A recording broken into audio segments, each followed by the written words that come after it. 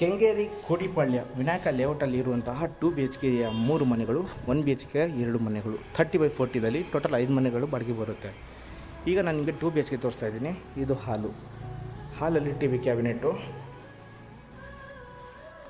ಈ ಮನೆ ಬಗ್ಗೆ ಫುಲ್ ಡೀಟೇಲ್ಸ್ ನಾನು ನಿಮಗೆ ಡಿಸ್ಕ್ರಿಪ್ಷನಲ್ಲಿ ಮೆನ್ಷನ್ ಮಾಡಿರ್ತೀನಿ, ಚೆಕ್ ಮಾಡ್ಕೊಳ್ಳಿ ಒಂದು ಸಲ. Dining hall area, pantry unit, ಹಾಗೆ ಒಂದು ಅಡುಗೆ ಮನೆ, ಯುಟಿಲಿಟಿ ಬರುತ್ತೆ.